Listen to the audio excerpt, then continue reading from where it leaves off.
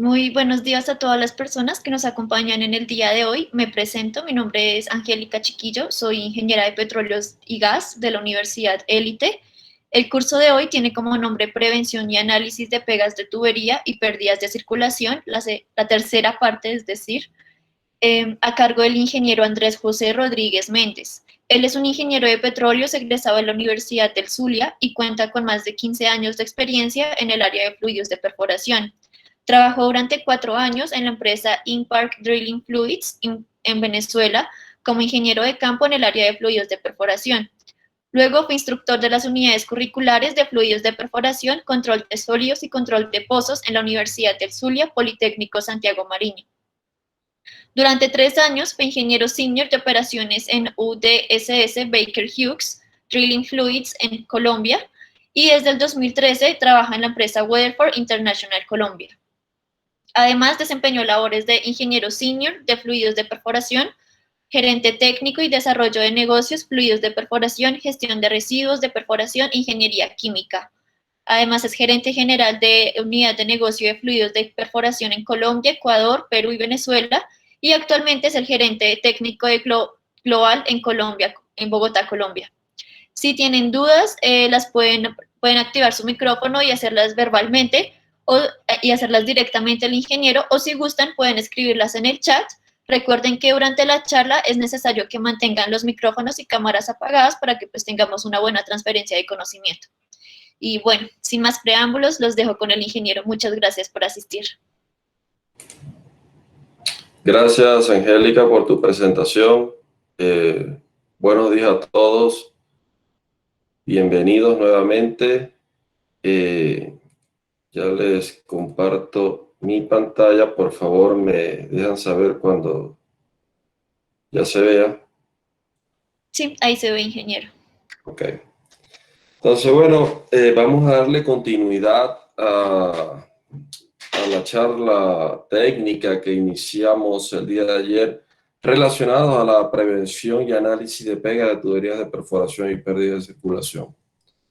Me alegra ver creo que todos los participantes que estuvieron ayer nuevamente conectados hoy, y hay otras personas que no estuvieron ayer. Entonces quisiera realizar un breve resumen de lo que vimos ayer para colocarnos todos en línea, ¿no? Antes de continuar con la presentación.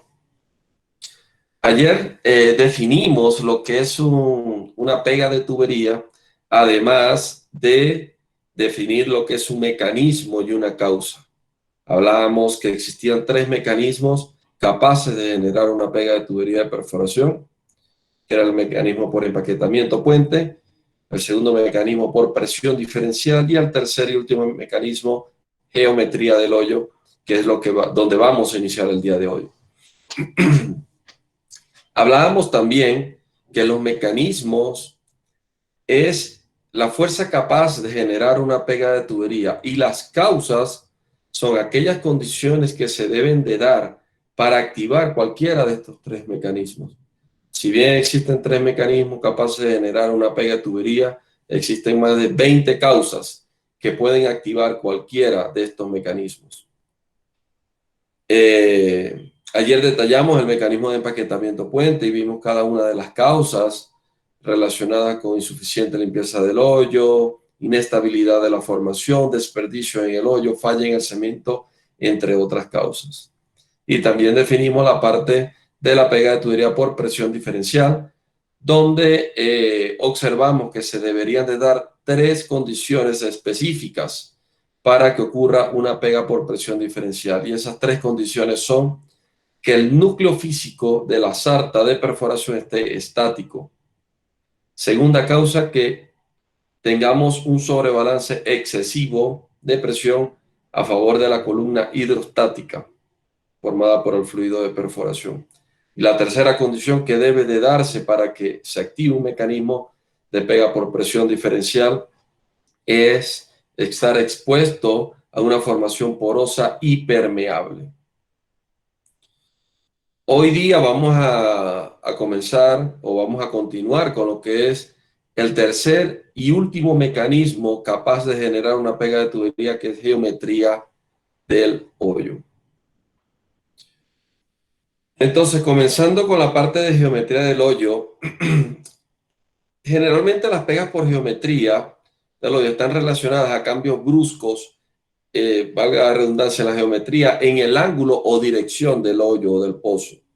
Generalmente esto sucede cuando tenemos presencia de pozos direccionales tipo J o pozos desviados o pozos totalmente horizontales, donde el control direccional con el motor de fondo y las herramientas direccionales es vital para evitar este tipo de problemas de posibles pegas de tubería en este tipo de pozos.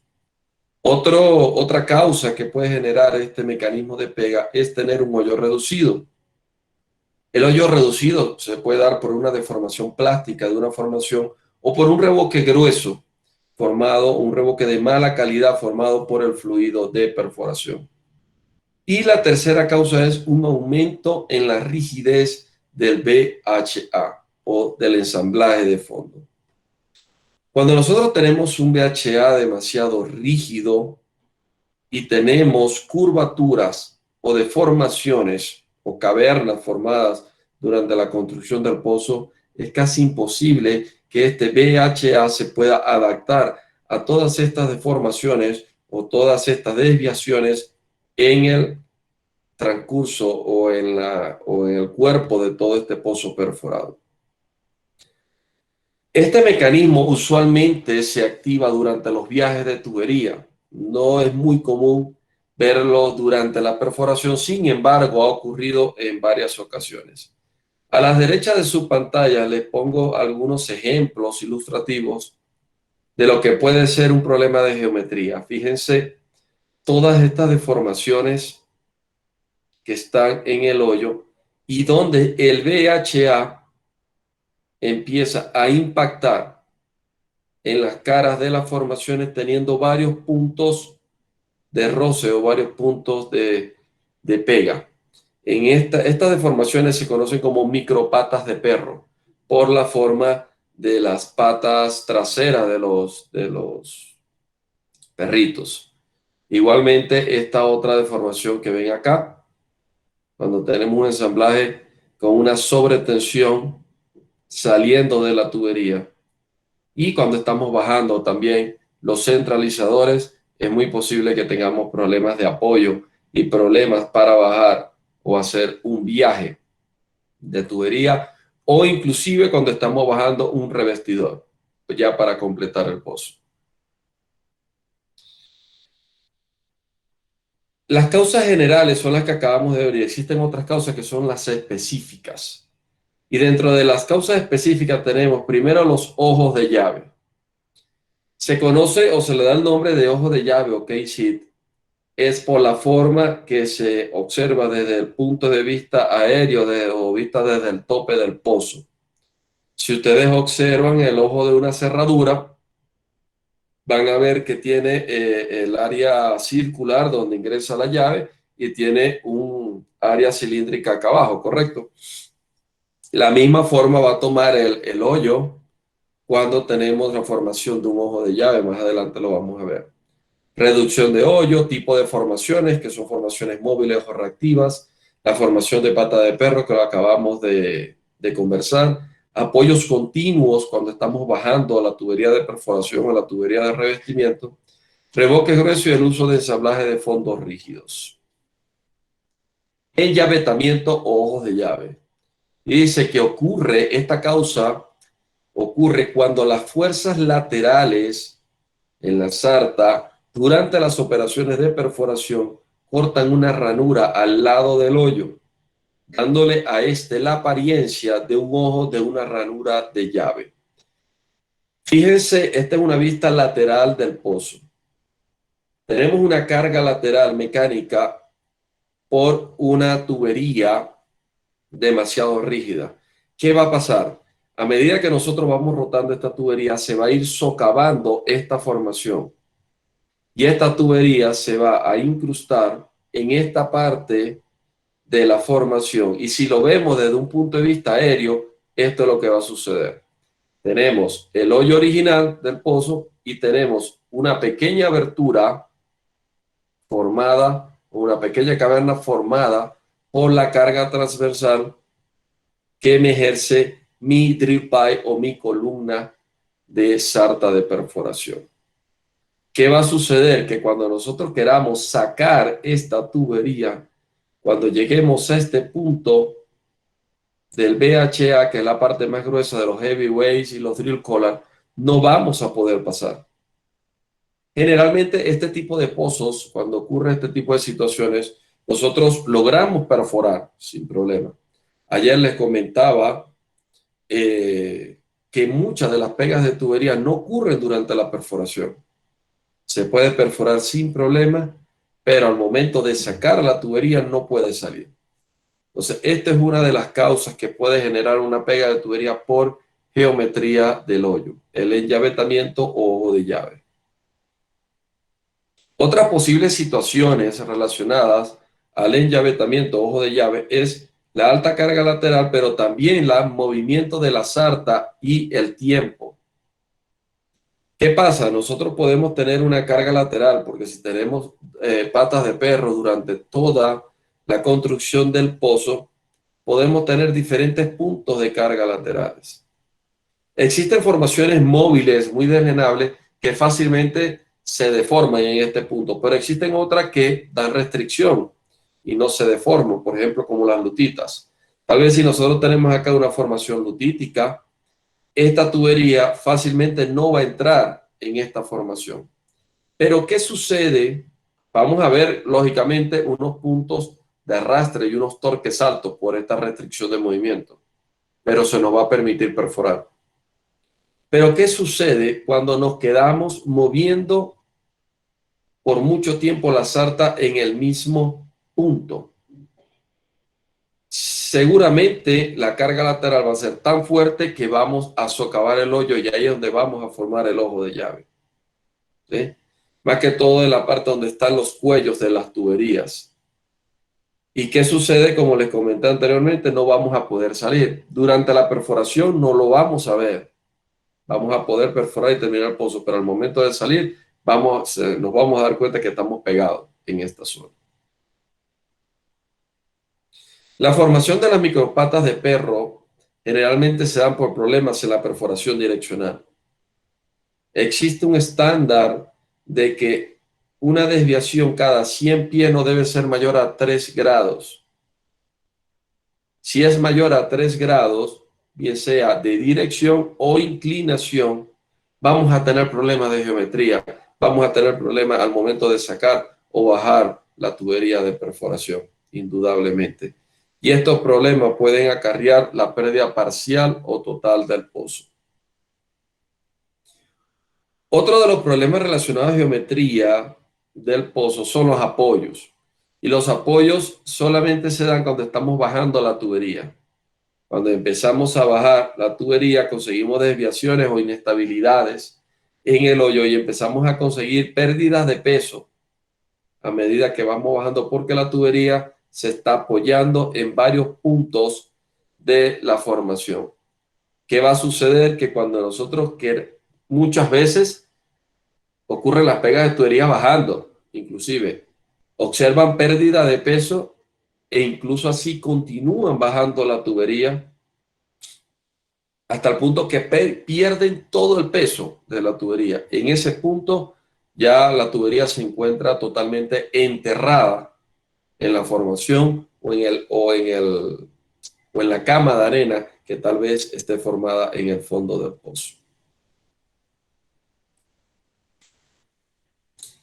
Existen varias condiciones, como le decía, un revoque grueso puede darme problemas de geometría del hoyo, también un hoyo bajo medida, que tal vez no está relacionado a un revoque grueso, sino una deformación reactiva de cualquier litología que yo haya perforado, o formaciones móviles, ¿sí? Por altos esfuerzos de sobrecargas, por el efecto de diagénesis geológica, que me pueden deformar permanentemente el hoyo.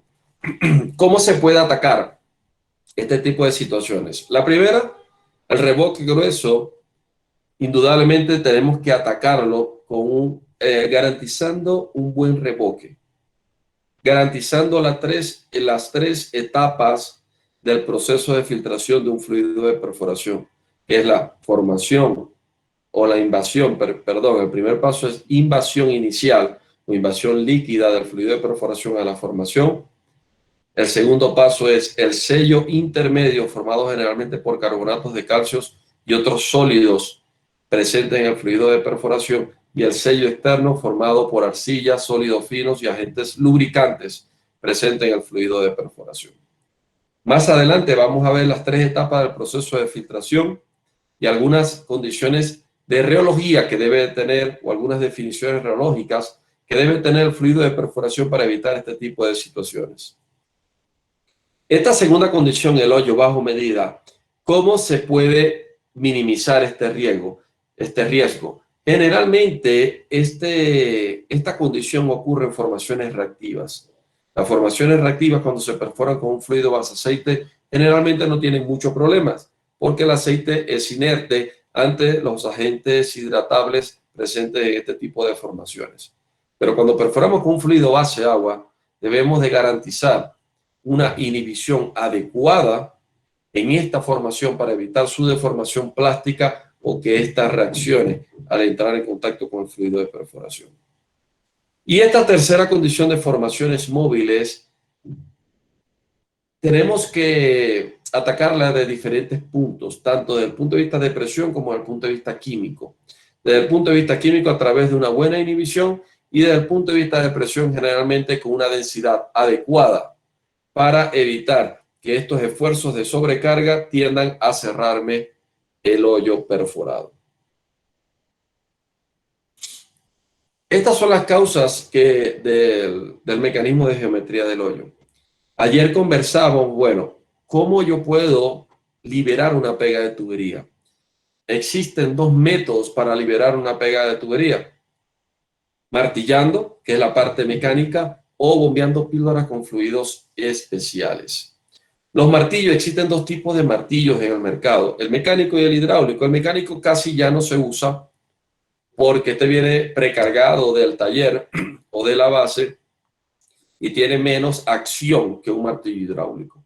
El martillo hidráulico en su parte interna tiene un aceite hidráulico, valga la redundancia, y un efecto de pistón. Les comentaba ayer que cuando se activa un martillo, dependiendo del sentido hacia donde queremos golpear la tubería, y es inversamente direccional la carga del martillo. Por ejemplo, si queremos golpear la tubería hacia abajo, debemos de cargar el martillo hacia arriba con tensión. Si queremos, en caso contrario, queremos golpear la tubería hacia arriba, debemos de cargar el martillo hacia abajo. De esa manera se puede activar el martillo hidráulico cuantas veces sea necesario. Dependiendo de la marca y de la calidad del martillo, hay martillos que aguantan 10 golpes, otros 20 golpes, otros 100 golpes, otros duran una semana y están golpeándole y todavía se activan, ¿no? Dependiendo de la acción o de la ejecución que se quiere desarrollar para despegar la tubería, de eso depende la cantidad de golpes que le podamos dar con el martillo. Hay condiciones de pegas de tubería que ni siquiera se logra activar el martillo. Con simplemente un diferencial de presión se puede liberar. Otra, con el bombeo de píldoras de fluidos especiales, también se libera. Pero hay otros tipos de pegas o situaciones de pegas de tubería donde necesitamos del martillo, del fluido, de la presión, absolutamente de todas las herramientas que tengamos a mano para poder liberar la tubería. Para entrar un poco en la parte de los fluidos especiales o las píldoras especiales que se preparan y se diseñan para liberar la tubería, vamos aquí a describir algunas. El martillo generalmente está ubicado entre los drill collar o los heavyweight, y sí, está por encima, generalmente se coloca por encima del motor de fondo. ¿Por qué? Porque si se queda pegada a la tubería, abajo en el motor de fondo, lo que se busca es tener acción y recuperar siempre el motor el motor de fondo. Disculpa, ingeniero. Uh-huh. Tenemos una pregunta del público. Jorge Quintero nos pregunta, ¿con cuánto peso se activa el martillo? Depende del tipo de martillo.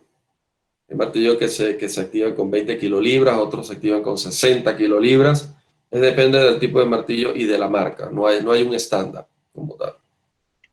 Gracias. Y tenemos otra pregunta de Andrés Amaya. ¿Ese martillo va después del motor de fondo? Generalmente se coloca por encima del motor de fondo, ¿sí? Entre los drill collar o los heavyweights. Ok, eso es todo por ahora. Gracias. Gracias a ti. Entonces, la parte de píldoras especiales para liberar la tubería. Primero, si la pega es por presión diferencial, se deberá preparar una píldora que destruya el revoque y dé lubricación al área del VHA o el área donde se encuentra pegada la tubería. Generalmente estas píldoras que destruyen el revoque son una combinación de ácidos orgánicos. Hoy día existen nuevas tecnologías a base de mezcla de alcoholes rectificados de dimonium, donde no es necesario utilizar ácidos orgánicos que puedan desestabilizar la formación. Ahora, si la pega ocurre en una formación salina, un domo salino plástico o móvil, el agua fresca da muy buenos resultados. ¿Por qué? Porque el agua siempre migra hacia el ambiente más salino. Entonces, cuando bombeamos agua, tenemos intercambio iónico que vamos a desestabilizar la formación para poder liberar la tubería. Ahora, ustedes se preguntarán, pero bueno, si tengo la tubería pegada y desestabilizo la formación, voy a tener otro problema. Recuerden que cuando la tubería está pegada, lo interesante es despegar la tubería, sea lo que sea y valga lo que valga. Luego que nosotros recuperemos la tubería, si inestabilizamos la formación, realizaremos viajes de calibración necesarios para volver a tomar el control del pozo. No hay problema. Pero el objetivo principal es recuperar la tubería y el ensamblaje de fondo. Otro tipo de formaciones como las calizas o los carbonatos dolomíticos, es recomendable la preparación de una piedra con base en ácido clorhídrico. ¿Por qué? Porque las dolomitas y las calizas son totalmente solubles en este tipo de fluidos. Entonces se bombea, esta píldora se ubica en la cara de la formación y se deja en remojo esa formación y dependiendo de cómo ocurrió la pega de tubería, se deja en tensión o compresión la sarta, liberando toda la presión entrampada en la columna hidrostática. Y muy importante, con torque la tubería. En caso de una pega de tubería por insuficiente limpieza del hoyo, se debe de bombear una píldora o un tren de píldora que ayude a aumentar la capacidad de limpieza del fluido. En este punto es muy importante bombear trenes de píldoras. Generalmente se bombean píldoras dispersas adelante para que creen una turbulencia necesaria en el espacio anular que pueda remover cualquier obstrucción que pueda tener el pozo en el espacio anular. E inmediatamente y al máximo galonaje se bombea una píldora viscosa, pesada o viscosa de limpieza. Cuestión que lo que remueva la píldora dispersa, la viscosa lo pueda llevar hasta la superficie y poder remover todo ese material que puede estar molestándome al momento de sacar o perforar el pozo. Con esto damos fin a la parte de pega de tubería. Me gustaría, si tienen alguna pregunta, alguna duda con respecto a la parte de pega de tubería, dudas operacionales, la podemos aclarar en este momento antes de pasar a la parte de pérdidas de circulación. Entonces les concedo este espacio para hacer cualquier pregunta. Adelante.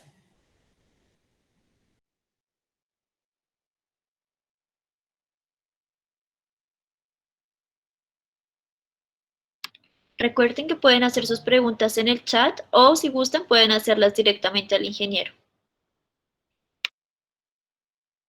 Tenemos una pregunta en el chat. Es de Hugo Chaparro. ¿Cómo identifico qué tipo de pega tengo? Disculpe, ingeniero, tienes el micrófono en mute. Cierto. Disculpa. Vamos a devolvernos un poco a ver esto. El primer paso, identificación del mecanismo de pega. Ayer les comentaba que es un paso vital y esencial para el éxito de despegar una tubería.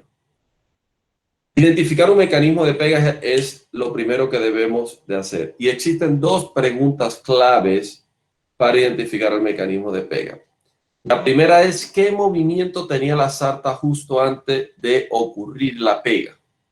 Si estábamos levantando, si estábamos rimando saliendo, rotando solamente, aflojando peso u otros. Y describir el cambio en la presión de circulación justo después de ocurrir la pega. Hagamos un ejercicio rápido. ¿Cómo podemos aplicar esta tabla? Imagínense que estamos rimando hacia abajo o perforando, rotando. Entonces, ¿qué movimiento tenía la sarta antes de ocurrir la pega? Nos encontrábamos perforando con rotación. Entonces acá puede ser empaquetamiento, puede ser puente, ya se descarta la pega por diferencial porque la tubería no estaba estática, estaba rotando, o puede ser geometría. Ahora, ¿qué sucede con la presión de circulación después de ocurrir la pega? Entonces, tenemos cambio en la presión de circulación. La circulación es posible, pero restringida. Tengo presión ahogada en el motor de fondo y aumento de presión al rotar. O tengo circulación imposible.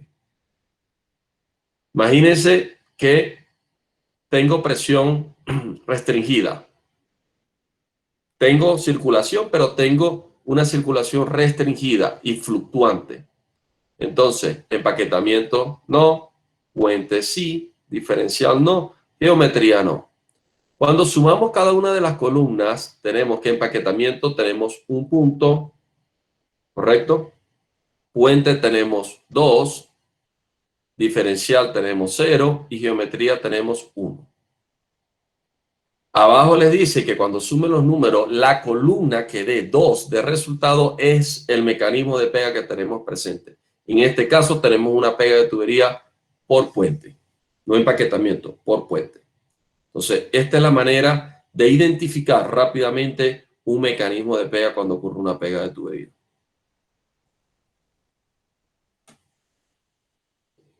Ingeniero, una pregunta.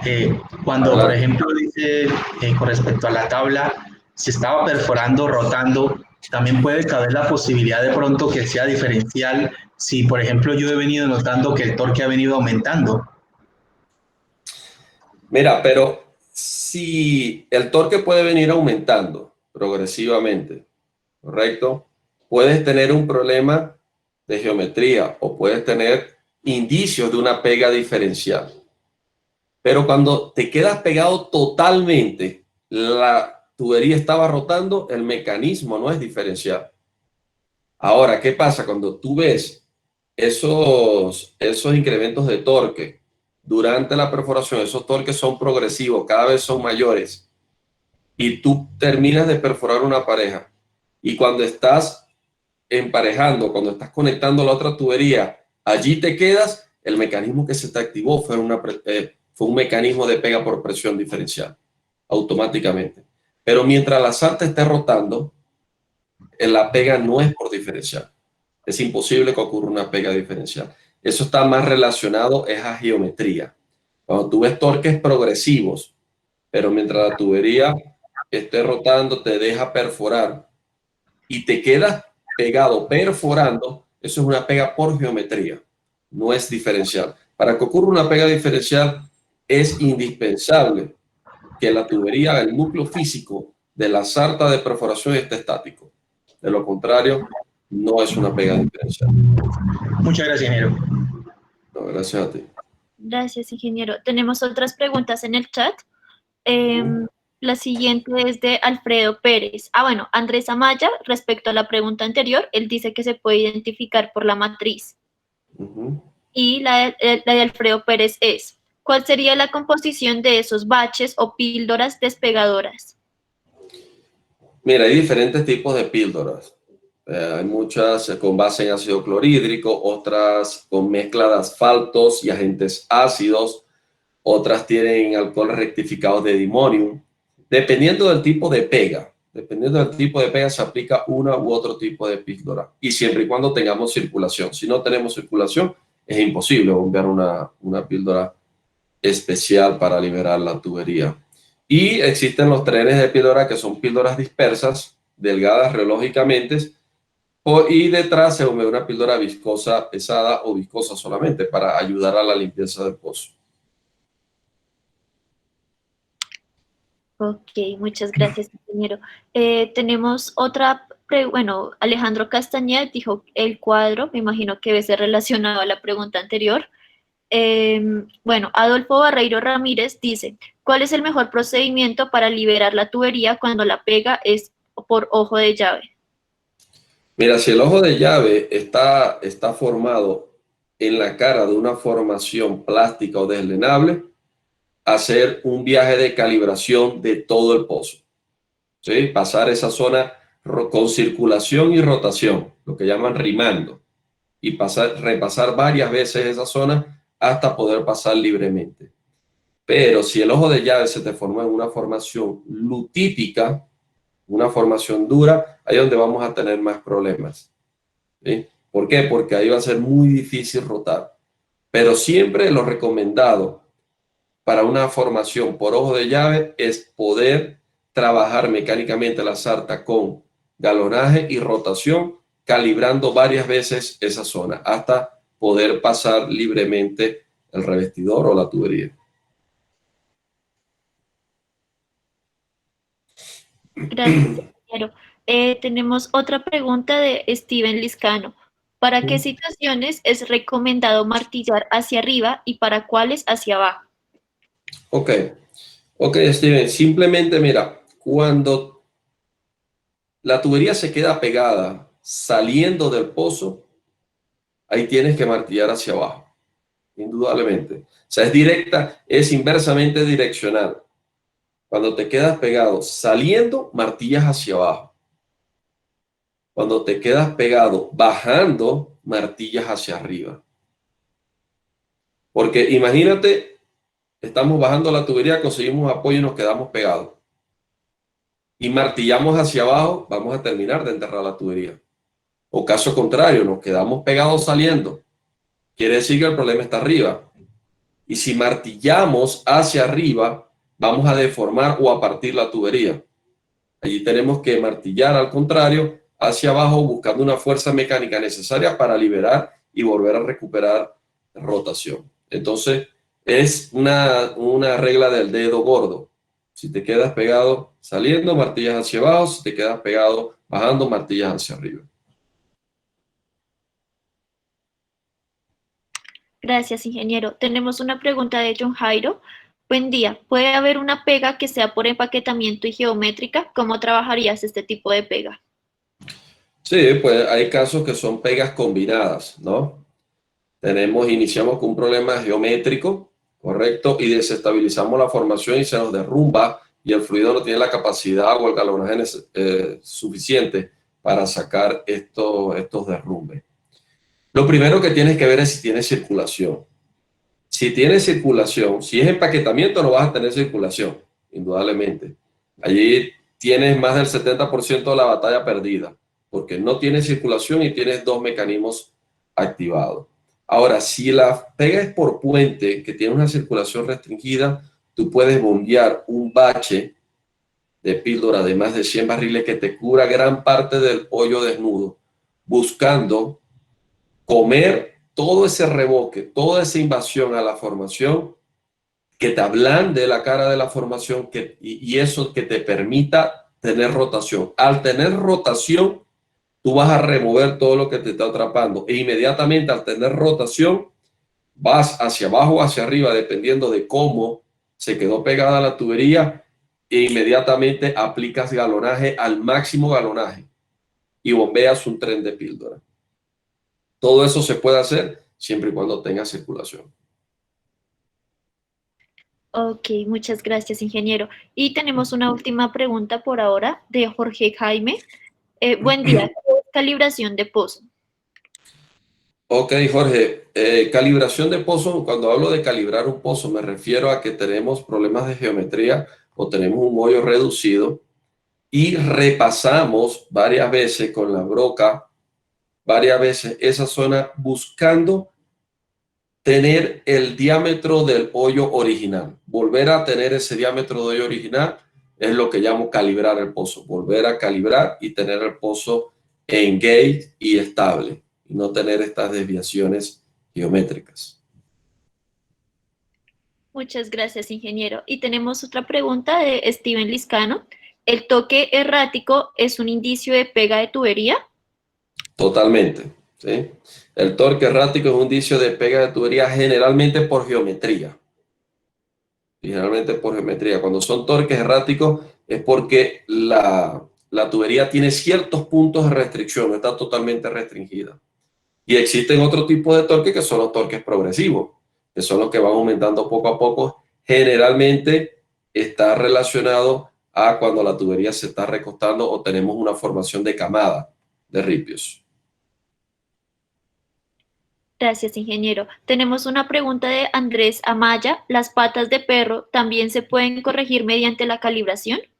Correcto, sí se pueden corregir. Para eso se hace la calibración y los viajes de calibración en los diferentes tipos de pozos, para corregir esas deformaciones y no tener problema al momento de bajar la tubería de revestimiento.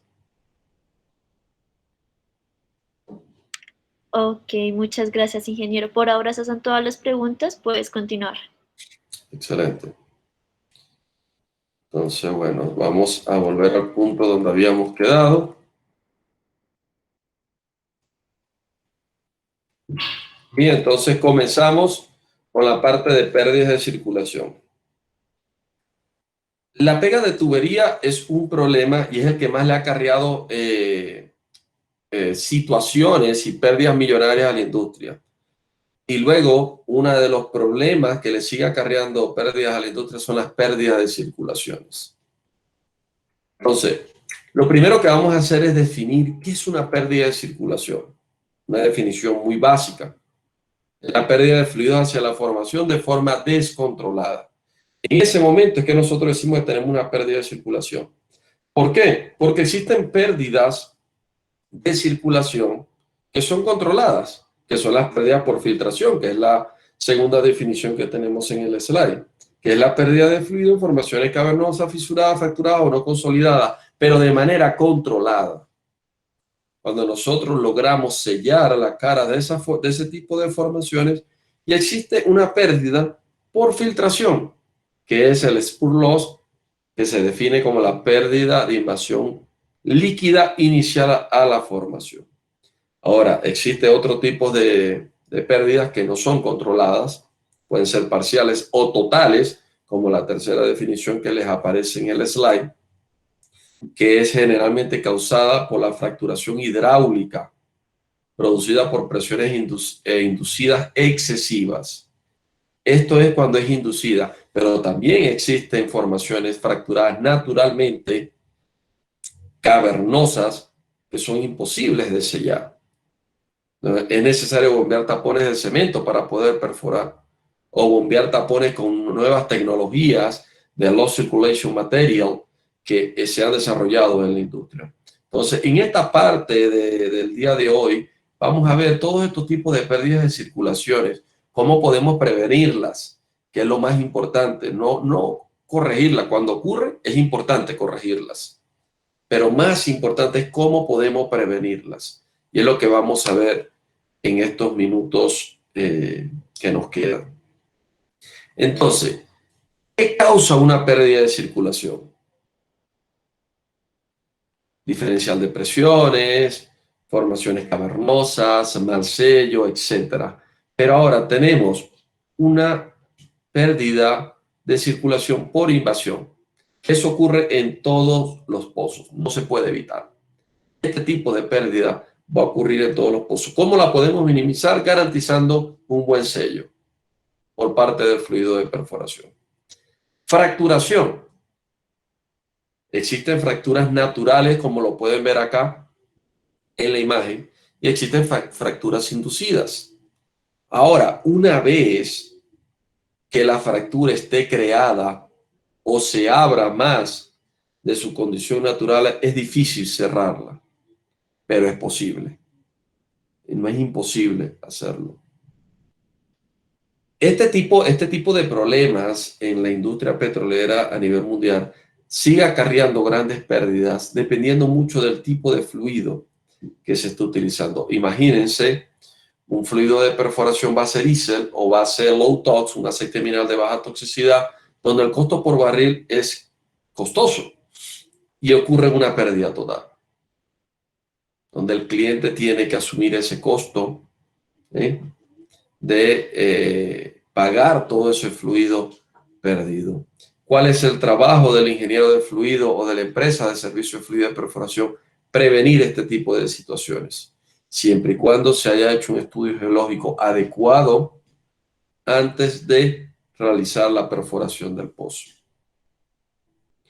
Existen algunas causas naturales, que generan pérdidas de circulaciones, como son las fracturas verticales o fracturas horizontales, formaciones no consolidadas, que son aquellas formaciones que tienen altas permeabilidades, formaciones calcáreas con fracturas, que a veces son formaciones productoras, donde pierden rápidamente el fluido, otras formaciones que también se conocen por registros de pozos perforados anteriormente, y arenas depresionadas o arenas con bajo gradiente de presión o presiones subnormales, que ocurren más que todo en yacimientos maduros, donde ya las arenas productoras han perdido gran parte de su presión natural.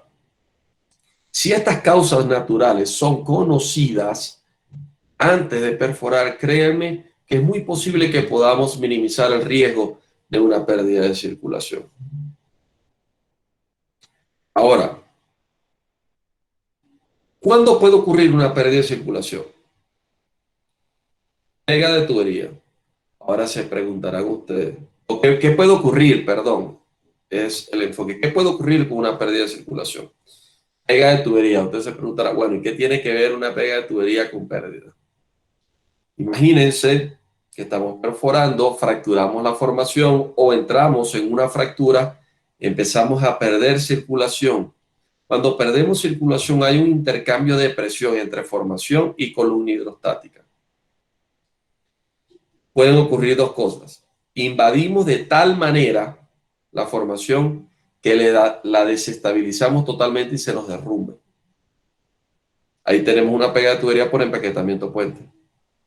O que estemos perdiendo circulación, dejamos quieta la sarta para minimizar la presión, dejamos de circular y tratamos de sacar. Y inmediatamente, cuando dejamos quieta la sarta y paramos la circulación, nos agarró la formación. ¿Por qué? Porque tengo una presión de sobrebalance excesiva que me fracturó la formación y me quedé pegado por presión diferencial. Entonces, hay mucha relación, señores, entre una pega de tubería y una pérdida de circulación. Existe otra situación que puede desencadenarse luego de una pérdida de circulación, que es el reventón o descontrol del pozo. Hay muchas formaciones plásticas que generan lo que llaman un efecto rebote. Y a medida que estamos circulando, estamos perdiendo circulación y ese fluido de perforación invade toda la matriz de la formación. Y cuando paramos de circular, toda esa presión entrampada en la formación se devuelve a la columna hidrostática, venciendo la presión de la columna, y ocurre un reventón o un descontrol de pozo. Eso se conoce como formaciones móviles o plásticas con efecto de balón. Así se conoce técnicamente. Otra cosa que puede ocurrir, otra situación relacionada a una pérdida de circulación, es el daño de una formación productora. Si no tenemos un buen control de filtración, señores, y estamos bajo una zona de baja presión y que es productora, vamos a generar un alto daño a la garganta poral de esa formación productora de hidrocarburos, y por ende el índice de productividad de ese pozo se va a ver afectado. Pérdida de información de producción. Cuando estamos haciendo pozos exploratorios que queremos delimitar y conocer informaciones productoras y tenemos una pérdida de circulación, en estas formaciones es muy difícil recabar información porque estamos desestabilizando toda la formación productora. Mayores costos del fluido, indudablemente. Hay pozos que por programa están diseñados para ser perforado un costo de fluido relacionado, por ejemplo, de $400,000 y terminan costando $2 millones. Entonces, los costos de fluido se ven muy afectados, muy afectados. Y pérdidas de tiempo durante la perforación. Si tenemos pérdida de circulación, no podemos seguir perforando, al menos que perforemos a ciegas, pero esto es imposible hacerlo con un fluido de perforación base aceite por los altos costos. Miren, hoy día siguen existiendo formaciones fracturadas naturalmente que son imposibles de sellar en el momento de la perforación. Puedo citar un ejemplo en el Golfo de México, la formación La Brecha. Mira, es imposible sellarla, así sea con tapones de cemento.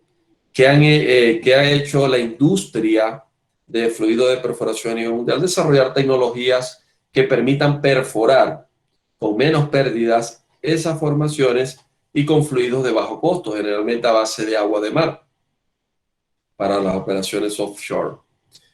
Otro que se ha desarrollado son los fluidos a base de espuma, ¿sí? Con un Management Pressure Drilling, un MPD en tiempo real, que me ayude a controlar la presión de la columna hidrostática teniendo un fluido trifásico de 3 fases, de fase líquida, fase espumosa y fase de aire a base de nitrógeno como un gas inerte. De tal manera, si yo puedo llegar a densidades de 1.2 o 1.6 libras por galón, que me permitan perforar este tipo de zonas fracturadas naturalmente con la menor diferencial de presión posible y con la menor invasión a la garganta de la formación productora. Y más adelante les voy a mostrar otras tecnologías de ultra baja invasión para formaciones permeables y de tecnologías de tipo squeeze, que son unos tapones de fluido gelificado que se bombea en la cara de este tipo de formaciones fracturadas naturalmente. Creo que hay una pregunta, ¿correcto? Sí, es un comentario más bien. Okay. Desde aquí, izquierdo, hay que tener mucho cuidado en formaciones calizas, ya que son conocidas como formaciones naturalmente fracturadas y son complejas. Así es, Jackie, gracias por tu comentario. ¿Sí? Las formaciones calizas son formaciones que generalmente son fracturadas y hoy día se tienen muchos polímeros entrecruzables, crosslink, se tienen algunos desarrollos tecnológicos de mezclas de estos polímeros con fibras orgánicas 100% biodegradables que me puedan estabilizar este tipo de formaciones calizas y dolomíticas que son fracturadas naturalmente. Ahora, ¿cómo podemos tratar una pérdida de circulación? Lo principal de una pérdida de circulación, señores, es prevenirla. ¿Sí? Podemos ser los champions a nivel global, a nivel mundial, para tratar una pérdida de circulación. Pero créanme que si llega un ingeniero junior que pueda prevenir la pérdida de circulación, para la operadora va a ser mejor tener al ingeniero junior que al champion. Entonces, lo indispensable, señores, es prevenir una pérdida de circulación. ¿A través de qué? De una buena planificación y prácticas adecuadas de perforación. Señores, estos factores son claves para impedir o para prevenir una pérdida de circulación. Algunas prácticas adecuadas, como primer punto, colocar la tubería de revestimiento en la zona apropiada. Aunque parezca obvio, ¿sí? Generalmente ocurren situaciones de mal diseño de los pozos a perforar. ¿Sí? No bajan, el diseño o el casing no se baja a la profundidad adecuada, por lo tanto no se logra aislar algunas zonas que tienen presiones muy diferentes a las que se van a perforar en la siguiente fase, lo que trae un intercambio de fluidos y este tipo de problemas de pérdida de circulación. Cada una de estas medidas preventivas las vamos a ver ahorita en detalle. Otra medida preventiva que se tiene que tomar en cuenta es minimizar las presiones de fondo. ¿Cómo podemos minimizar las presiones de fondo? Minimizando la rotación de la tubería, minimizando la densidad del fluido a través de varias acciones. Controlar las propiedades del fluido. Cuando hablo de controlar propiedad del fluido me refiero a viscosidad y esfuerzo de ejer, que es rheología, y densidad principalmente, además del filtrado. Controlar los sólidos perforados al nivel más bajo posible. Señores, la idea es que un fluido de perforación no tenga arena dentro de su contenido. Debemos de controlar la cantidad de sólidos presentes en el fluido. Y para poder controlar la cantidad de sólidos debemos de tener un buen diseño de equipos de control de sólidos, un buen diseño de las mallas para los shell checker que vayamos a colocar en nuestro tendido de mallas en la plataforma. Y eso también lo vamos a ver dentro de unos minutos. Los puntos de cortes de las diferentes mallas y los diferentes tipos de sólido de acuerdo a su granulometría. Debemos de tener un total control de filtrado en el fluido de perforación, control de densidad y un buen control de granulometría. Y ahí vamos a ver algo que discutimos hace unas semanas en la conferencia técnica de fluido de perforación nivel básico intermedio, que es la parte de sello basado en la ley de Abrams, que es la ley de sellamiento aplicado para los fluidos de perforación.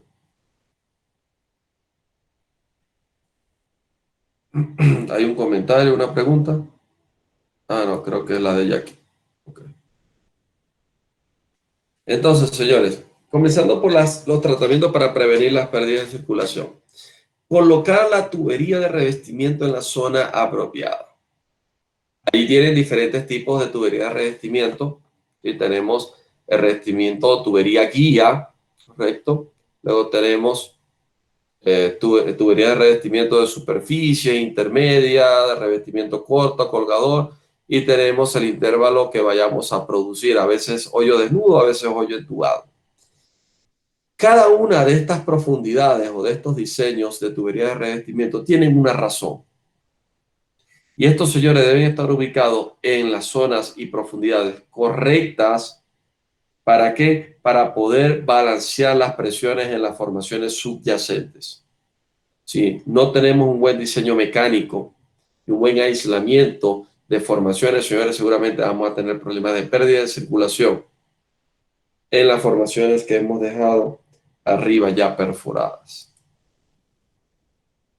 La otra es minimizar las presiones de fondo. Para minimizar las presiones de fondo tenemos que ayudarnos desde diferentes puntos de vista en prácticas de perforación. Primero, el movimiento de la tubería.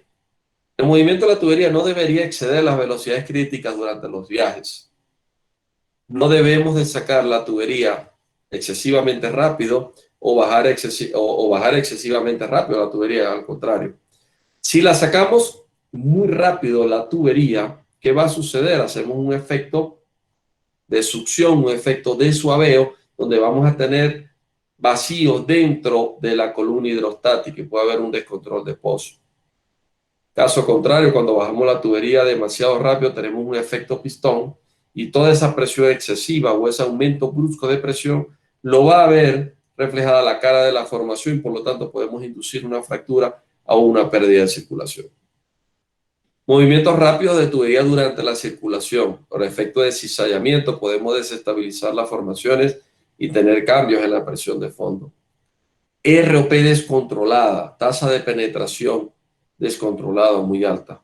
Ayer conversábamos que una de las razones de la pega de tubería por empaquetamiento es cuando tenemos una ROP excesivamente alta y un galonaje bajo, o unas propiedades reológicas del fluido inadecuadas.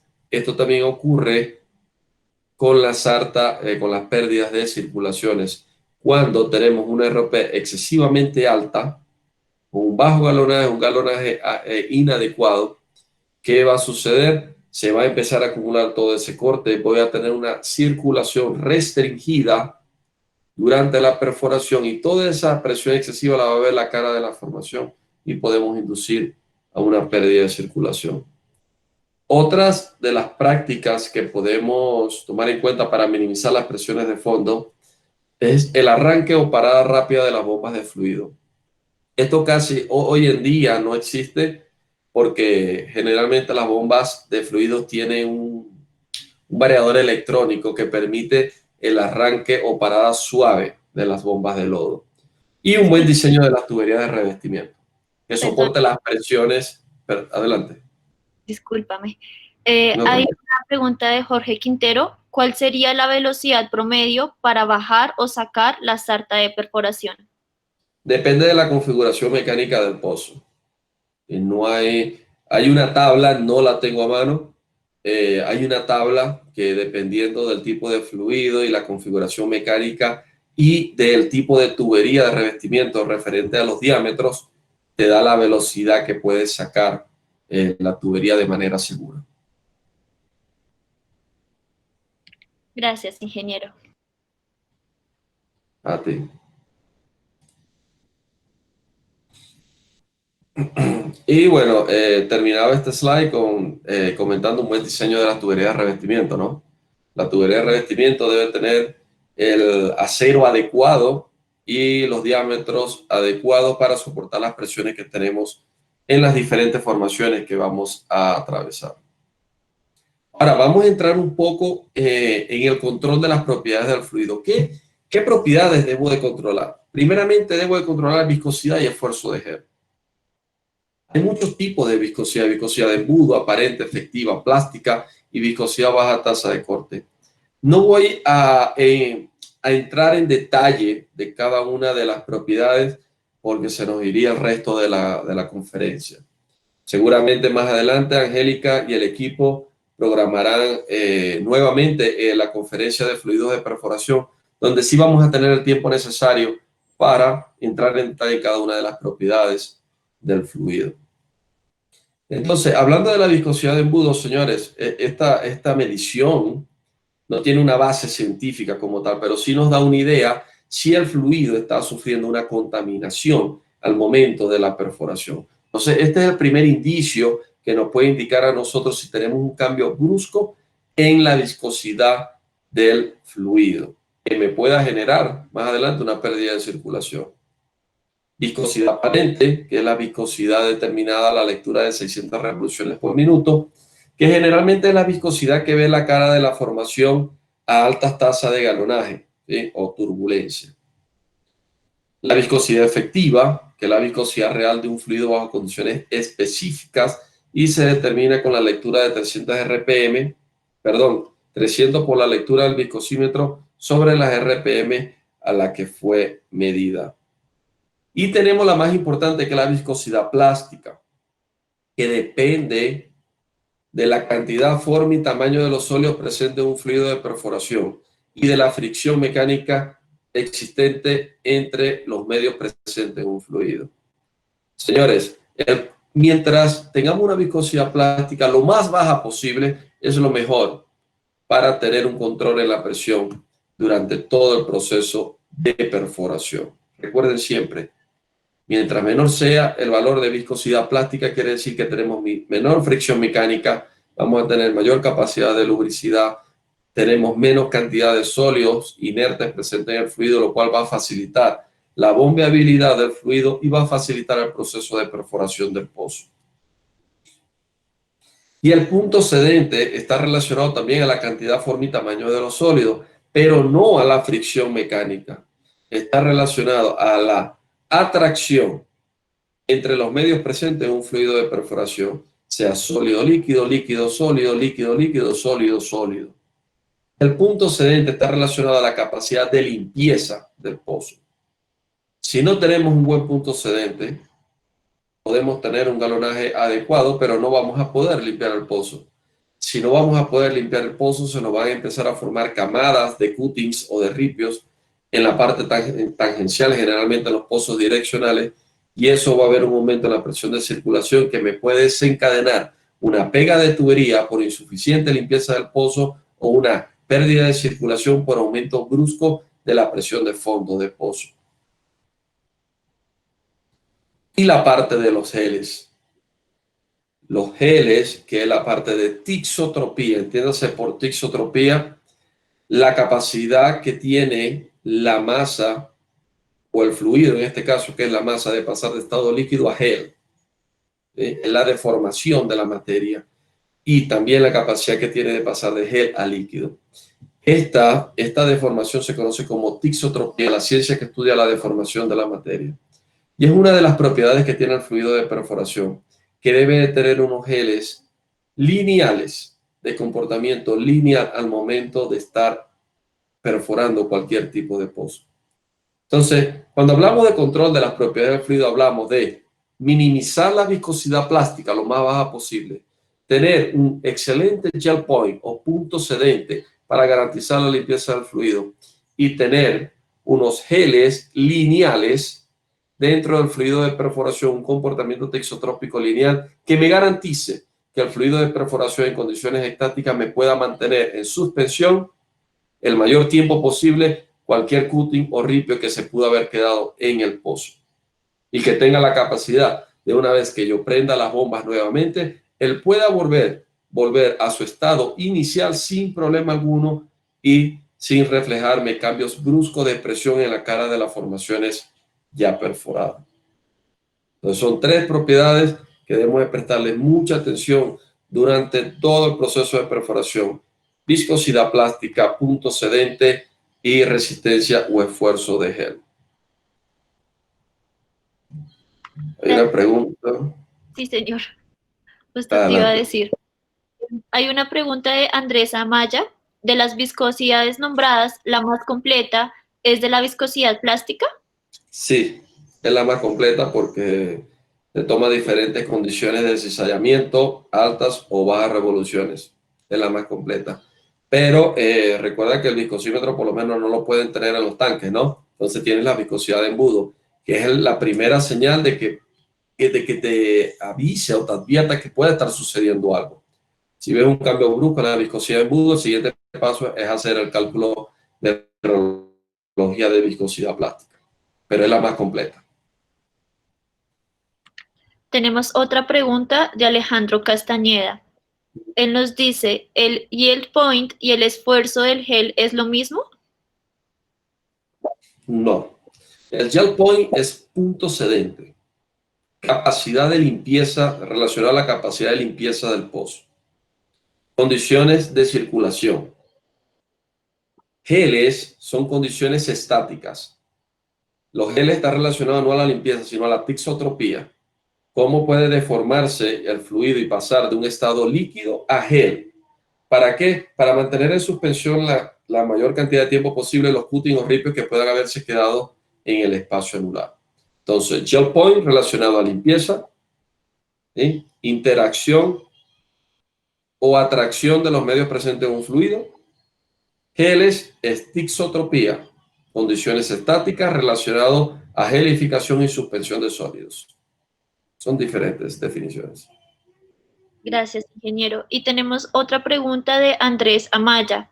Con respecto a los geles, ¿qué comportamiento tienen? Debe de tener un comportamiento lineal. Debe tener totalmente un comportamiento lineal, porque si los geles son progresivos, quiere decir que tenemos una contaminación por sólidos coloidales o sólidos finos o ultrafinos dentro del fluido de perforación. Y el fluido de perforación va a pasar de ser líquido a gel y de gel a semisólido. Y eso no es lo que se quiere, porque si el fluido llega a ser semisólido, al momento de bajar la tubería y volver a colocar el fluido en movimiento, el efecto de presión va a ser tan alto a la cara de la formación que vamos a fracturar. Entonces nunca debe ser progresivo. El comportamiento de los geles siempre debe ser lineal.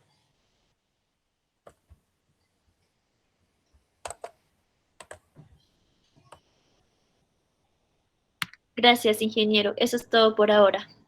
Ok, gracias a ti. Entonces, para tener el control de las propiedades del fluido, también debemos de tener control sobre los sólidos. Entonces, cuando hablamos de controlar los sólidos perforados al nivel más bajo posible, recuerden que les dije que la viscosidad plástica dependía de la cantidad, forma y tamaño de los sólidos. Entonces, si yo tengo en control la cantidad de sólidos presentes en el fluido, voy a tener en control mi viscosidad plástica, indudablemente. Pero para tener en control estos señores llamados sólidos, primero debemos de conocer cuál es su naturaleza, cuál es su granulometría, cuáles son sus tamaños. Y por eso está esta clasificación de sólidos coloidales, que son los que miden menos de 2 micrones, como bentonitas, arcilla y sólidos perforados ultrafinos. Tenemos los limos, que van de 2 a 74 micrones, que es varita, limo o sólidos perforados finos, la arena, que va de 74 micrones en adelante hasta 2000 micrones, que son arenas y sólidos perforados más gruesos, y las gravas, que son los que miden más de 2000 micrones como sólidos perforados más gruesos, gravas utilizadas como la carbolítica o carbolita o grava natural, y cantos rodados o recortes sobretrabajados. Dependiendo del tipo de sólido, yo tengo que configurar mis equipos de control de sólidos. Por lo menos las centrífugas decantadoras tienen una capacidad de limpieza que no la tienen las zarandas. Las zarandas, si se puede fijar en la parte inferior de sus pantallas, las zarandas me descartan sólidos más gruesos. Las centrífugas decantadoras me descartan sólidos más finos. Y si vamos al otro slide, aquí está el punto de corte de cada una de las mallas utilizadas dentro de la industria de perforación a nivel mundial. ¿Cuál es la más utilizada? Dependiendo de la formación a perforar. La más idónea o la más utilizada casi siempre es la malla 200, porque es el tamaño promedio de la arena, 74 micrones. Pero generalmente se hacen tendidos combinados de mallas más finas y más gruesas para poder descartar tanto la arena como los sólidos indeseables en el fluido de perforación. Se preguntarán ustedes, ¿y cómo puedo saber yo cuáles son los sólidos indeseables en mi fluido de perforación? Todos aquellos sólidos que puedan alterar la granulometría promedio del fluido de perforación. ¿Y de qué va a depender la granulometría? De este señor, del filtrado. Cuando hablamos de un total control del filtrado, del fluido, del fluido a la formación, debemos de tener el tamaño de sólido adecuado para sellar la garganta poral o el espacio entre poro y poro de una formación porosa y permeable. Acá en la imagen pueden observar la formación de un Mudkey o de la torta de un fluido o del sello. Pero siempre va a haber una invasión inicial. Lo interesante es minimizar esta invasión. ¿A qué se relaciona esto con pérdida de circulación? Si yo tengo una invasión excesiva, descontrolada, yo voy a desestabilizar toda esta formación. Se me puede empaquetar el pozo o, caso contrario, voy a tener una pérdida de circulación excesiva que no voy a poder controlar. Ahora, el proceso de filtración pasa por 3 etapas. La etapa inicial, me devuelvo para ser más explicativo. La etapa inicial es esta. La invasión de líquido, conocida como spur loss, pérdida inicial. Luego vamos a tener un sello interno formado por sólidos de diferentes tamaños, sólidos sellantes como polímeros y carbonatos de calcio de diferentes granulometrías. Y luego vamos a formar un sello externo, que es lo que ven acá, señalado como Mudkey, formado por polímeros de bajo peso molecular y agentes lubricantes o arcillas sólidos más finos. Estos son las tres etapas, los 3 pasos que debe de cumplir un proceso de filtración para que sea exitoso. Y acá en esta gráfica lo podemos ver. Esto es volumen de filtrado versus el tiempo. Empezamos a filtrar, tenemos una pérdida de volumen inicial que luego se empieza a estabilizar hasta llegar a la formación total del revoque, donde no vamos a perder más volumen de fluido a la formación y se va a mantener totalmente impermeable durante el tiempo. 3 pasos o 3 estaciones: pérdida inicial, spur loss, inicio de formación del revoque intermedio, inicio de formación del revoque externo hasta llegar a una total impermeabilidad. De esta manera, nosotros vamos a garantizar que la pérdida de circulación por filtración va a ser mínima y vamos a garantizar de que no vamos a fracturar la formación y de que no vamos a tener una pérdida de circulación parcial o total en el pozo. Otro control que debemos de tener es la densidad. Si no controlamos la densidad, señores, no vamos a poder controlar la presión. Y la densidad es comúnmente llamada peso, ¿no? Todos lo conocemos, que significa masa por volumen. Y eso se mide con una balanza de lodo atmosférica o presurizada, dependiendo del tipo de fluido. Ahora, quería llegar a esta gráfica que también la compartí con los chicos que participaron en la conferencia técnica de fluido de perforación nivel básico intermedio. Y es el principio de sello basado en la ley de Abrams de 1977, donde dice el tamaño promedio o la granulometría adecuada para sellar una garganta poral debe estar alrededor de 1/7 a 1/3 del tamaño promedio de la garganta. ¿Qué sucede si los sólidos presentes en el fluido de perforación son más grandes que el tamaño promedio de la garganta? Sucede esto que están viendo en sus pantallas.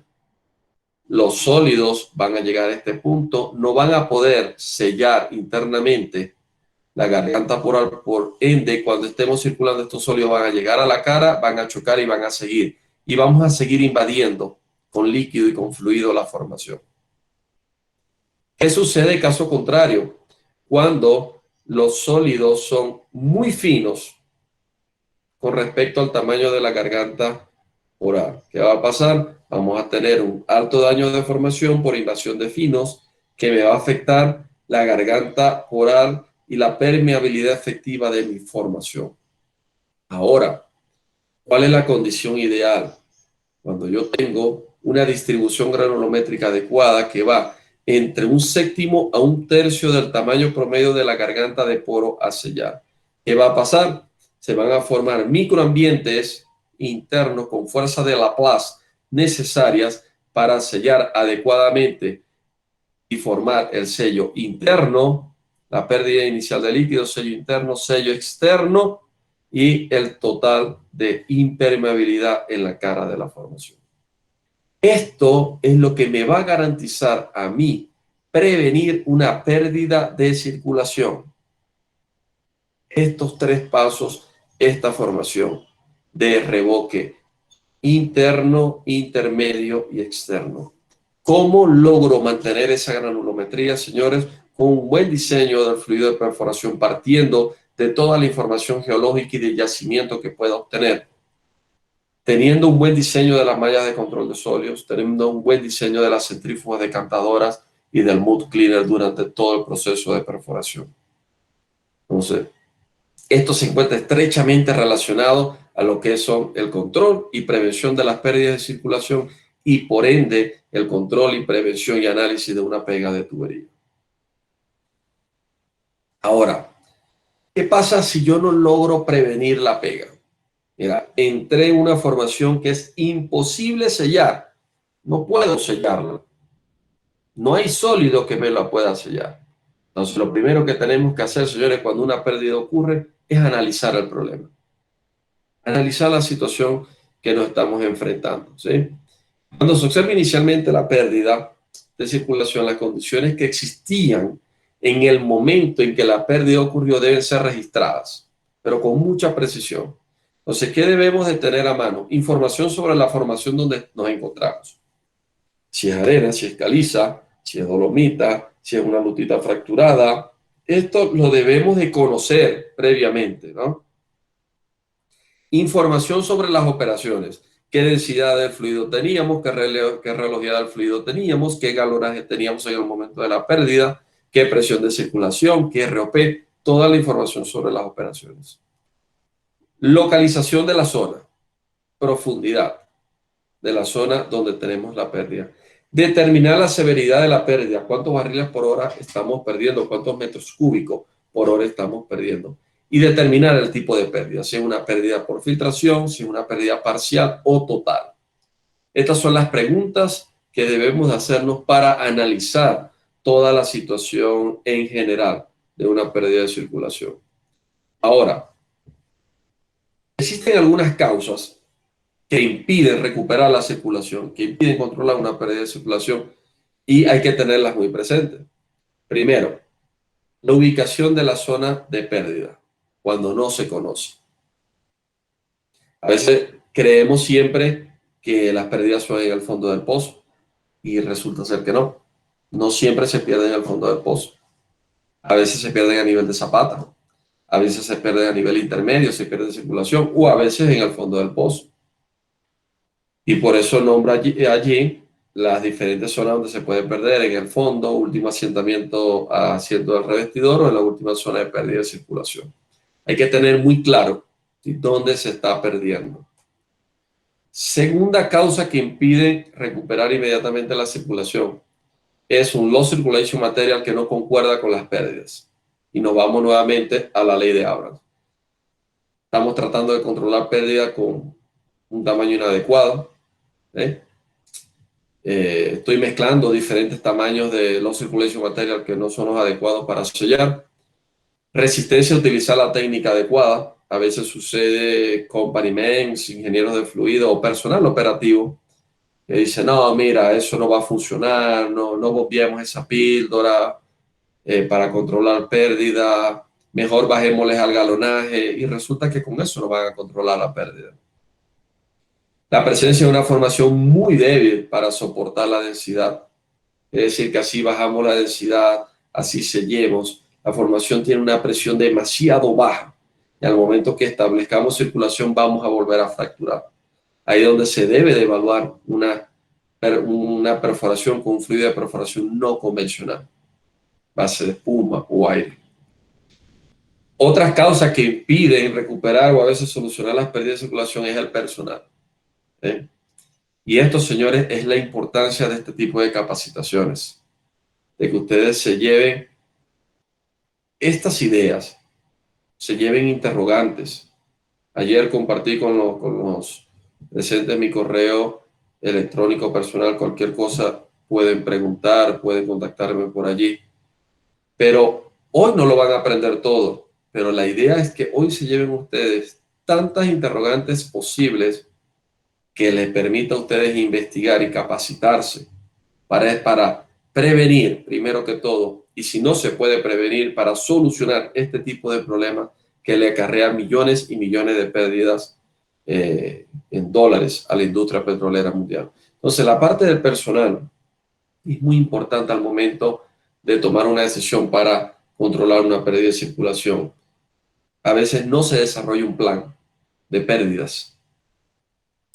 Y cuando lo desarrollan, a veces tienen fallas para ejecutar el plan, o falta de información del pozo, o falta de experiencia por parte del personal. Entonces, existen muchas causas que impiden, ¿no?, recuperar la circulación inmediatamente. Ahora, hay técnicas ya aprendidas y ya practicadas con mucha experiencia a nivel mundial que ayudan a recuperar la circulación de una pérdida de circulación, a veces sin bombear los circulation material. Alguna de estas técnicas es sacar hasta el último revestidor y esperar. ¿Qué se hace con esta técnica? Es asegurar el pozo.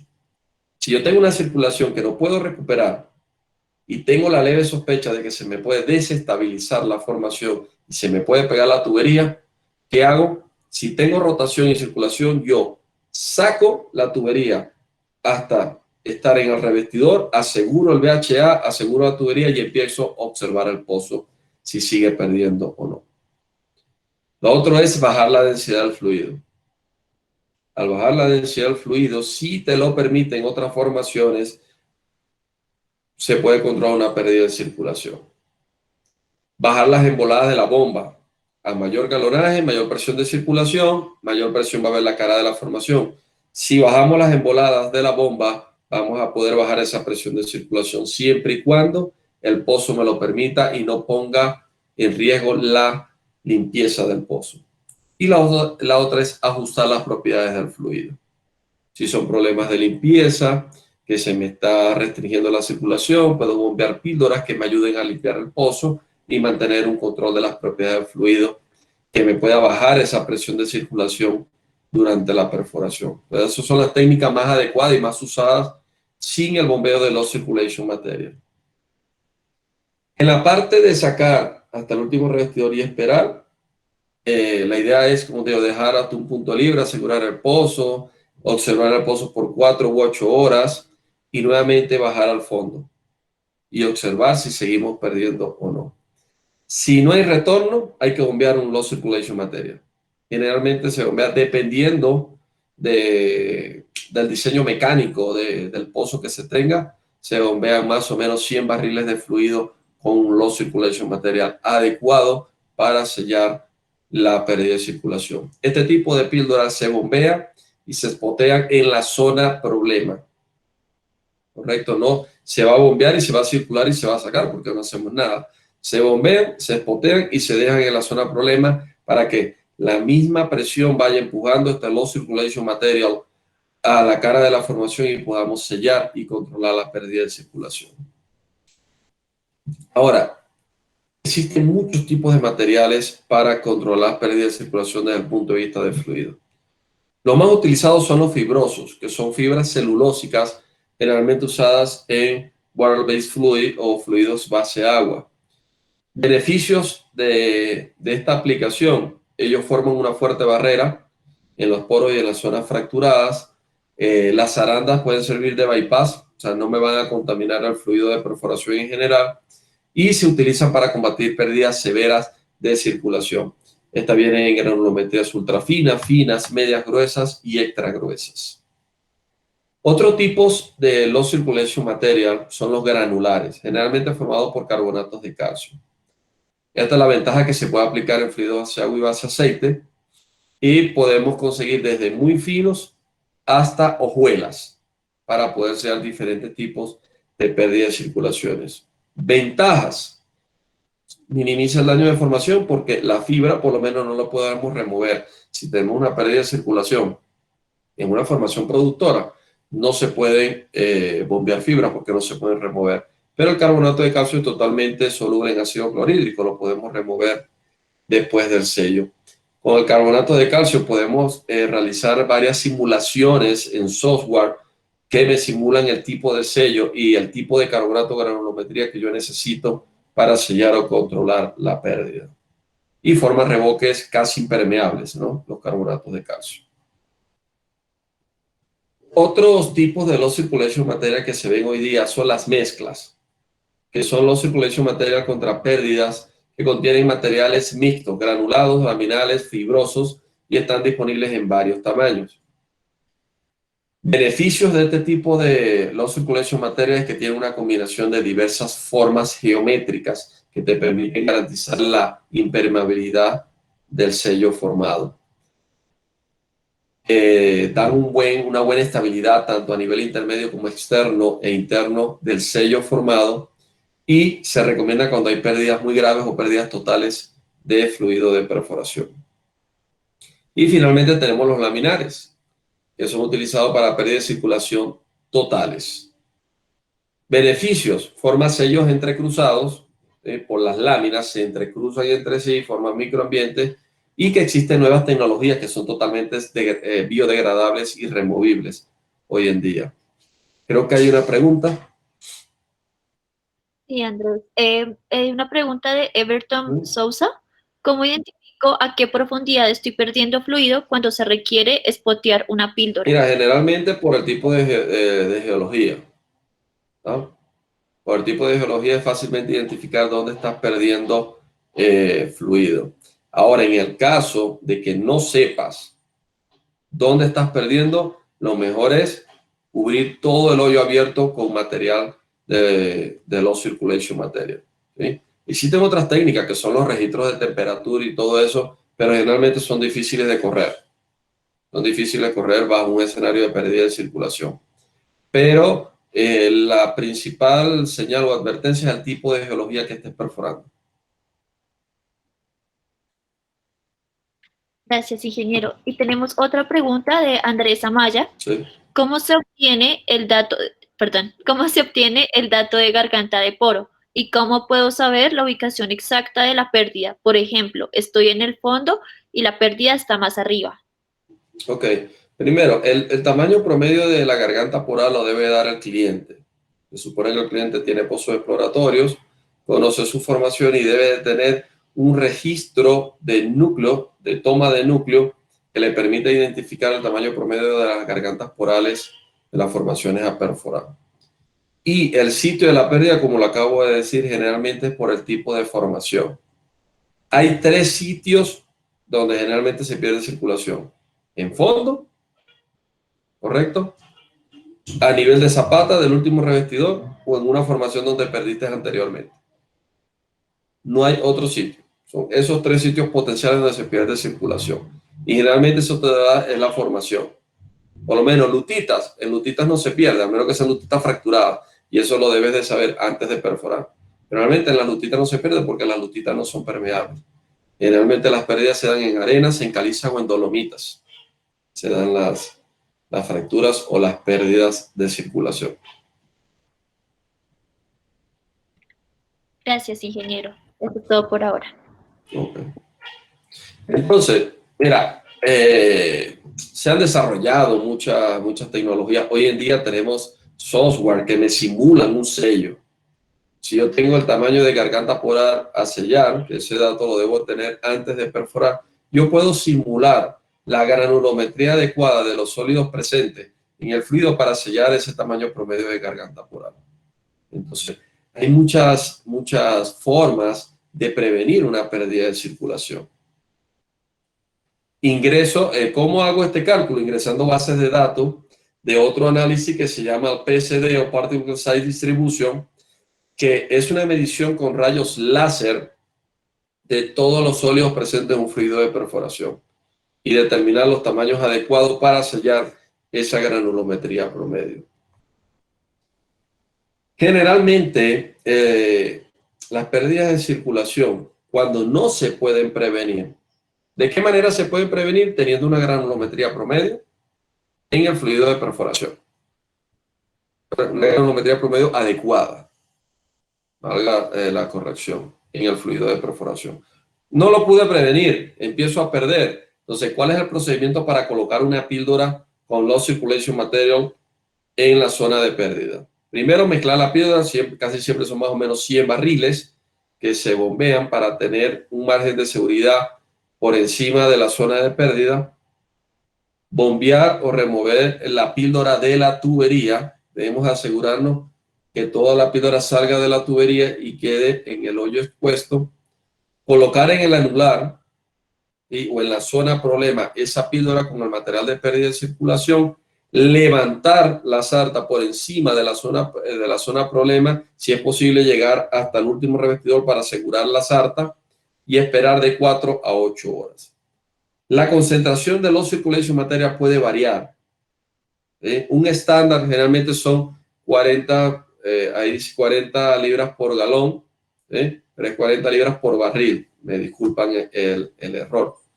Es un estándar, pero depende. Hay los circulation material que pueden trabajar entre 8 y 12 libras, entre 2 y 25 libras. Depende del tipo de pérdida y de la granulometría del material que vamos a bombear. Y recuerden siempre que si tenemos un ensamblaje de fondo y un motor de fondo, dentro del VHA vamos a tener restricción de concentración de material de pérdida de circulación para no tapar la parte interna del motor de fondo. Esto es importante tenerlo, señores, durante todo un proceso de perforación, que es el árbol de pérdida de circulación. ¿Cómo podemos actuar? Esta debe ser la guía de un ingeniero de cómo actuar ante una pérdida de circulación. Correcto. Primero, el control preventivo que debemos de tener durante toda la perforación. Mire, bombear baches con carbonatos de calcio, fino, medio, material celulósico. Estos son píldoras sellantes. ¿Pierdo fluido? No. Continuamos bombeando baches y continuamos perforando. Si perdí fluido, entonces vamos a ver con un control correctivo qué me funciona. Entonces empiezo a ver concentraciones mínimas y máximas a utilizar, concentraciones de baches. Si no sigo perforando, continuar perforando. Si sigo perforando, entonces evaluar el bombeo de píldoras antipérdida con diferentes concentraciones. Este es un árbol de decisiones que debe de existir y todas las empresas lo tienen, ¿no? Pero es muy importante de que no sea un copy-paste, de que en verdad analicemos las formaciones a perforar, analicemos los tamaños de gargantas porales, sepamos los tipos de litologías a perforar, los riesgos que nos vamos a enfrentar y así tener un sistema de fluido de perforación capaz de prevenir este tipo de problemas. Y si ocurre la pérdida de circulación, ¿cómo podemos inmediatamente corregirlas o controlarlas?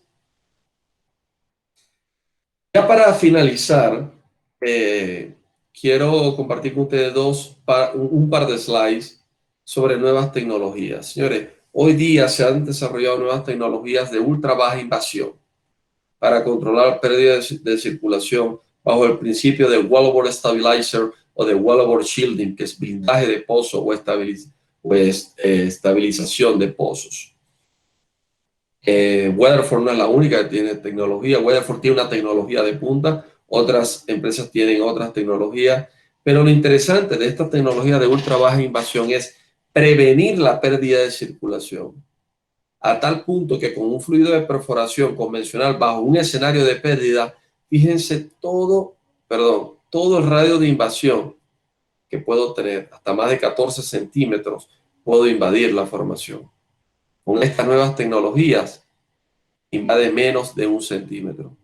Esto le garantiza al cliente que toda su formación va a quedar virgen, generalmente su formación es productora, y que este sello es totalmente impermeable. Este cilindro, donde ustedes lo ven, tiene un diferencial de presión de 1000 psi en contra de este lecho de arena o de este sello. O sea, es totalmente impermeable. Esto es a manera de prevención. Ahora, ocurrió una pérdida.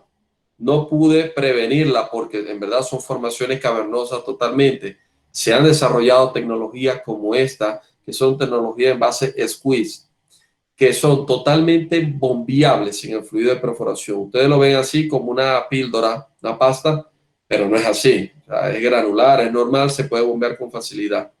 Y cuando este producto junto con el fluido de perforación se encuentre expuesto a la zona de pérdida, él se va a adaptar al tamaño de la fractura y va a formar este tapón de goma en la cara de la formación, que vamos a tener especie de un tapón de cemento, pero totalmente removible, porque esto no es cemento, esto es una goma que se forma, un gel gomoso que se forma en la zona problema, que luego con la tubería de perforación o la broca yo puedo romper fácilmente esta goma, el núcleo interno, puedo seguir perforando y garantizo que la parte externa de este núcleo me haya blindado la zona de pérdida para no continuar perdiendo cuando vaya a unas profundidades mayores.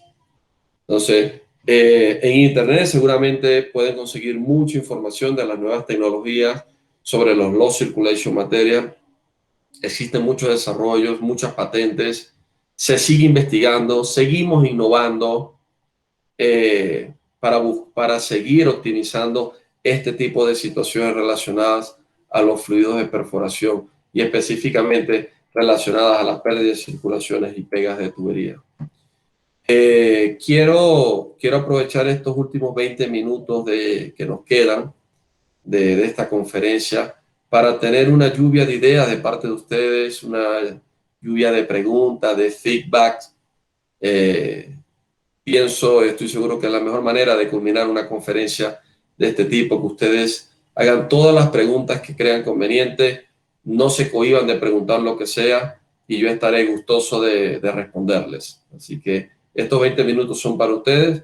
Siéntanse tranquilos de realizar cualquier tipo de pregunta. Adelante.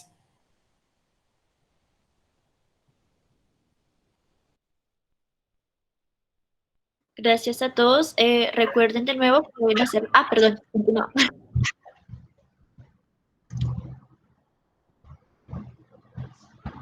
Una pregunta, Andrés, ingeniero. Me gustaría saber por qué es que se bombean los 100 barriles de píldora LSM. Con esos 100 barriles, ¿qué garantizo? O sea, que voy a cubrir toda el área destapada, por así decirlo, o todo el área, o con esos 100 barriles se garantiza que voy a cubrir todo el área afectada. Sí, eso es lo que se busca, garantizar que se cubra todo el área afectada.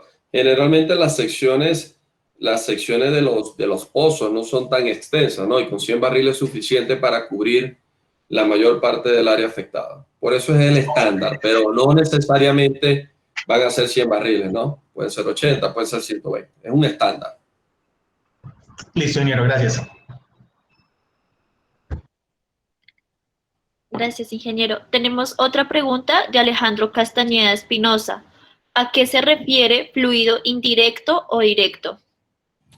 Fluido indirecto o directo. No, no recuerdo haber nombrado ese término. No sé a qué se refiere. Existen dos formas de bombear fluido. De manera directa, que es a través de la parte interna del drill pipe, o de manera de reversa o indirecta, que es a través del anular. ¿Sí? Pero no recuerdo haber nombrado fluido indirecto o directo. Dice Si que, quieres, si quieres, que... Alejandro, puedes activar el micrófono. Ah, sí, mejor. Ajá.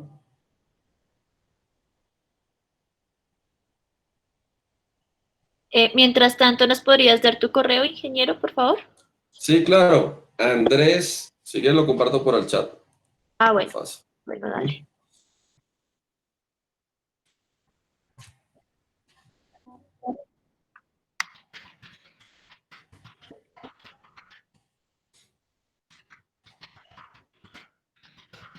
Listo. Muy buenos días. Buenos Ingeniero, días. ayer me quedó una duda con respecto a algo que usted mencionaba del fluido, que era continuo o discontinuo. No sé si esa era la terminología y me quedó la duda con respecto a eso. ¿Me puedes recordar en qué parte de la conferencia para poder, porque no recuerdo haberlo mencionado? Sí, o sea que mencionabas, digamos que cuando hablamos de los tipos de los fluidos de perforación que puede ser base agua, base aceite o que podían ser poliméricos, etcétera, que habían continuos Creo o no. que cuando hablé de la reología directa o inversa. Eso Ah, es ok, ok, lo que ok. pregunto. Bueno, perfecto. Mira, los fluidos de reología directa son los más comunes y se llama reología directa es cuando la viscosidad plástica es mayor al punto sedente. Eso es lo que se conoce como una reología directa. Y una reología inversa, que generalmente los tienen los fluidos poliméricos o viscoelásticos, que es cuando el punto sedente es mayor a la viscosidad plástica. Entonces, reología directa, plástica es mayor a sedente, reología inversa, sedente es mayor a plástica. A eso se refieren los términos de reología directa e inversa. Ok, ok. Y digamos en ese fluido inverso, de polimérico inverso, ¿cuál es el objetivo? ¿Que tenga un mayor poder de acarreamiento de los recortes? ¿O qué? Correcto. Sí, que tengamos mayor capacidad de limpieza con la menor viscosidad plástica posible. Ese es el Ya. objetivo. Ah, ya, ya. Ah, listo. Muchas gracias. No, gracias a ti, Alejandro. Gracias, ingeniero. Tenemos una pregunta de Adolfo Barreiro Ramírez. En zonas cavernosas, ¿por qué existe arena no consolidada o calizas? ¿Cómo prevenimos la pérdida de circulación? Y una vez ocurrida, ¿cómo la remediamos? Ok, en caso de este tipo de formaciones que naturalmente son fracturadas, ¿sí? ¿Cómo podemos prevenirlas? Si conoces, debemos de conocer el tamaño promedio de la fractura. Hoy en día tenemos tecnologías que pueden sellar hasta fracturas de hasta 5.000 micrones de tamaño o 5 milímetros, que es bastante grande. Ahora, si conoces el tamaño de la fractura y es, no sé, de 20.000 micrones o 30.000 micrones y no hay manera de prevenirla, existe esta otra tecnología que fue la última que le mostré, ¿sí? Que son tapones de geles que valga la redundancia, se gelifican o se tienden a convertir en un semisólido en las caras de estas grandes fracturas o grandes bubulaciones en este tipo de formaciones. Bueno, chicos, no me queda... Adelante. Disculpe, tenía una consulta. Yo no sé, me cortó hace rato, no sé si mencionó este tema. Por tema de experiencia, a veces en caso de pérdida de circulación se prepara y es bastante, digamos, lo que toma el pozo, una pérdida más, se podría decir moderada. Se sabe preparar fluido sin controladores filtrados. No sé si eso es una buena práctica cómo lo dicen, porque dicen para que la idea es que tome el pozo y minimizar los costos se prepara así. Eso quería consultarle, ¿cuál es su opinión? Sí, es una práctica que se ha tomado en varias operaciones. Eh, ¿Por qué? Porque hay formaciones que no se pueden sellar, ¿sí? Pero tampoco son formaciones productoras, ¿sí? Por lo menos si fuesen formaciones productoras, indudablemente vas a tener que sellar, porque si no vas a dañar toda la formación. Pero si son formaciones intermedias o formaciones a nivel superficial, generalmente los clientes prefieren perforar a ciegas, lo que llaman perforar a ciegas, sin retornos, ya que no les interesa si socavan la formación o le queda un hueco más ancho, porque eso va a ir cementado. Entonces, en algunas, dependiendo de la formación a perforar, es aplicable esa perforación a ciegas que tú nombras. Ok, bueno, gracias. A ti. Gracias, ingeniero. Tenemos otra pregunta de Andrés Amaya. ¿Cómo debería estar un buen revoque? ¿Cómo debería estar un buen revoque? Un buen revoque debe tener 3 características. Debe ser delgado, debe ser flexible y debe ser impermeable. Delgado, ¿por qué? Para que no te afecte la geometría del hoyo. Flexible, para que se adecue a todas las deformaciones que pueda tener tu hoyo perforado. E impermeable, para minimizar el daño de formación. Esas son las 3 características que debe cumplir un buen revoque. Ah, ok. Hay otra pregunta de Adolfo Barreiro. En operaciones de workover y pozos depletados, ¿también se presentan pérdidas de circulación por los perforados? ¿Cómo controlo estas pérdidas? Sí, pues se pueden presentar pérdidas de circulación en ese tipo de pozos y se controlan de igual manera, con baches viscosos, con low circulation material. Se controlan igual, no hay ninguna diferencia. Si tienen más preguntas, mira, aquí hay otra. La de Hugo Chaparro. Para evitar fondos de pozo con diámetro menor. Bueno, si quieres, Hugo, di la pregunta verbalmente, no hay problema. Aquí estamos en confianza. Sí, es que se me fue el botón de enviar, qué pena. Está bien. Bueno, no, lo que quería preguntar o bueno, comentar era, porque normalmente las brocas se utilizan prácticamente hasta que ya no andan más, o sea, hasta que la ROP prácticamente cae demasiado así, pero eso es cuestión de optimización de los recursos o de las herramientas, ¿no? Pero entonces la pregunta dirigida a, o sea, ¿hasta qué punto puedo yo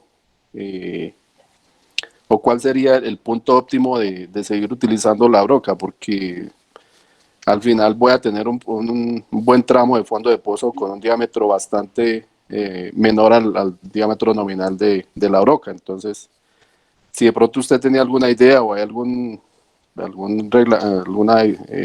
una norma que pudiera uno aplicar, aunque lo que digo, no siempre se aplica, pero que uno pudiera decir, no, aquí paro la perforación porque ya de aquí para voy a tener un hueco por debajo del diámetro nominal de la broca y eso después me va a acarrear más problemas porque voy a tener que hacer un rimado de toda esa parte. Gracias. Excelente pregunta, Hugo. No, mira, sí, ese es uno de los problemas de formaciones de huecos cónicos, de pozos cónicos por desgaste de la broca. Yo no la tengo a mano, pero sí existe y la he manejado. Hay una tabla de evaluación de brocas, ¿sí? En internet seguramente la vas a poder conseguir. La más completa es la de Smith, ¿sí? De Smith Biggs. Allí vas a poder, es una tabla bastante sencilla donde miden los dientes de la broca, las paredes o los hombros de la broca, y ahí es donde evalúa en qué grado de desgaste está la broca o el trépano para poder decidir si se puede continuar utilizando para la perforación o no, o se descarta para la perforación del pozo. Es una matriz bastante sencilla. Gracias, Andrés. A ti, Hugo. Gracias, ingeniero. Vamos a ver si hay más preguntas en el chat. Bueno. No importa, si quieren las pueden hacer también verbalmente, no hay lío. cualquier duda de fluidos, de perforación, que el ingeniero es súper experto en eso. Bueno. Al parecer no hay más preguntas. Todo quedó muy claro, ingeniero. Usted explica muy bien. Ah, Sí. sí. ¿Salió una? No, es un de muchas gracias. Ah, ok, perfecto. No, gracias a ustedes. Chicos, no me queda más que agradecerles a ustedes el tiempo y el interés por seguir aprendiendo. Ustedes son la generación de relevo. Es muy importante que se formen cada día y que aprovechen estos espacios que les está ofreciendo el CPIP acá en Colombia y abierto a todo el mundo para este tipo de formaciones. Aprovechenlo al máximo. Estoy seguro que es una muy buena herramienta para seguir avanzando en sus formaciones y bueno, mantengan esa buena actitud ante la vida, ante sus estudios, ante su formación y bueno, gracias por todo, éxitos y bendiciones y manténganse seguros junto a sus familias, que es lo más importante. Gracias, ingeniero, y muchísimas gracias a todos por asistir. Los estaremos esperando en futuras capacitaciones.